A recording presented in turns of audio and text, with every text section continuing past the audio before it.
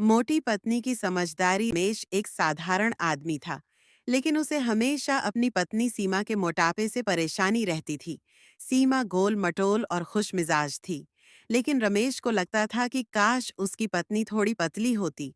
हर बार जब वे बाजार जाते या शादी ब्याह में जाते, तो रमेश सोचता। काश मेरी पत्नी भी दूसरों की तरह दुबली पतली होती। एक दिन रमेश के दोस्त सुरेश ने उससे मजाक में कहा। अरे भाई, तेरी पत्नी को देखकर लगता है कि खाने पीने में कोई कमी नहीं है। रमेश को यह बात चुभ गई और उसने ठान लिया कि सीमा को वजन कम करने के लिए मजबूर करेगा। उसने सीमा से कहा। देखो, तुम्हें अपना वजन कम करना चाहिए। लोग मजाक उड़ाते हैं। मैं चाहता हूँ कि तुम भी स्लिम दिखो। सीमा मुस्कुराई और बोली, अच्छा। अच्छा, तो मैं मोटी हूँ, लेकिन क्या मैं समझदार नहीं हूँ? रमेश झेंप गया और कुछ न बोला। सीमा को रमेश की बात का बुरा तो लगा, लेकिन वह समझदार थी। उसने रमेश को यह दिखाने का फैसला किया कि वजन से ज्यादा इंसान का दिल और दिमाग मायने रखता है। कुछ दिनों बाद रमेश की कंपनी में मंदी आ गई और उसे नौकरी से निकाल दिया गया।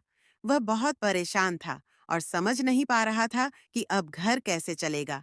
तभी सीमा ने अपने गहने निकाले और बोली, यह लो, इसे बेचकर कुछ पैसे का इंतजाम करो।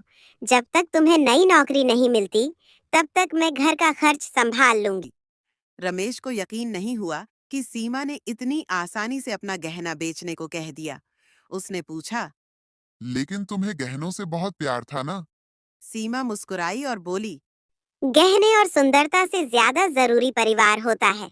मोटापा कोई समस्या नहीं है, लेकिन जीवन में मुश्किलें आ जाएं, तो हिम्मत और समझदारी होनी चाहिए। रमेश की आंखें खुल गईं। उसने महसूस किया कि वह सिर्फ सीमा के शरीर को देखता रहा, लेकिन उसकी अच्छाइयों को कभी नहीं समझा।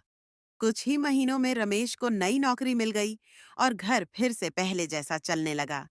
एक दिन बाजार में एक आदमी रमेश से बोला। भाई, तुम्हारी पत्नी थोड़ी मोटी है, लेकिन बहुत समझदार लगती है। इस बार रमेश को बुरा नहीं लगा।